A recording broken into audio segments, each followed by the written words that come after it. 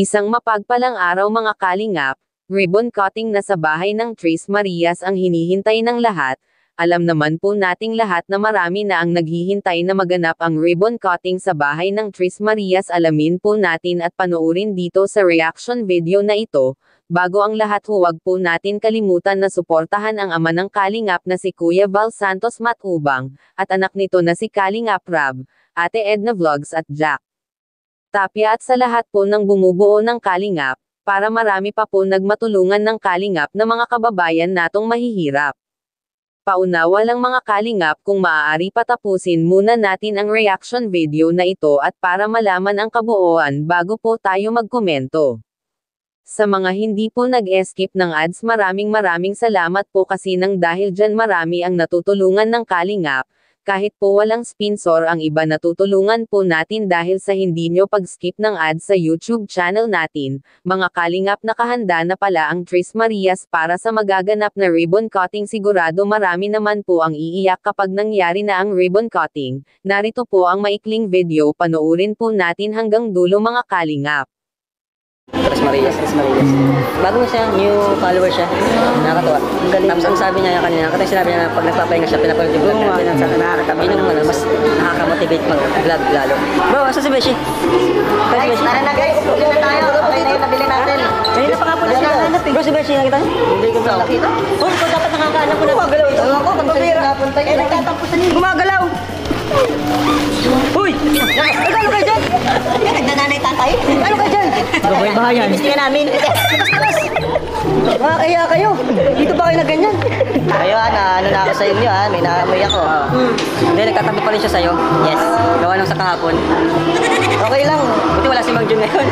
Hindi nagpasundo sa'yo. O, saan ka? Ito. May kayo na ako. Kung wala po eh. Parang wala naman. Kasi ang family ko support sa akin. Especially yung wife ko talagang supportahan ako. Si Jack.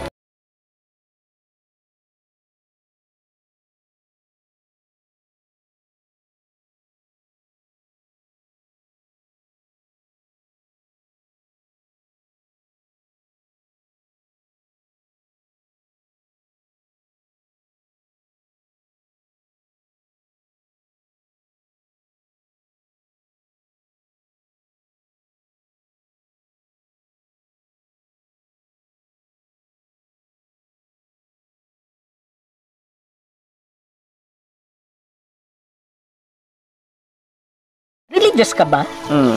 That's why. Kaya parang isa din yun sa pinag-ugatan ng ano mo, yung pagkatao mo, no? I see. Ano yung bagay na pwede mong sabihin na, kasi tumutulong ka all throughout, di ba? Ano yung bagay na pwedeng magdahilan na, I'll stop it, hindi na ako tutulong? Ano ba? Siguro, ano lang talaga siguro kapag, sa lahat naman siguro ito eh, hindi lang sa mga kagaya kong vlogger, yung kapag nagkasakit, di ba? Siyempre, di mo na magagawa yung yung dati mong ginagawa. And maliban doon, wala po eh. Parang wala naman. Kasi ang family ko support sa akin. Especially yung wife ko talagang supportahan ako. Si Jack. So, ang makakapagpatigil lang talaga, yung kung wala nang sumusuporta, alimbawa, yan, wala nang yung YouTube channel natin, wala nang nanonood. Siyempre, mabawasan yung natin, resources sa pagtulong.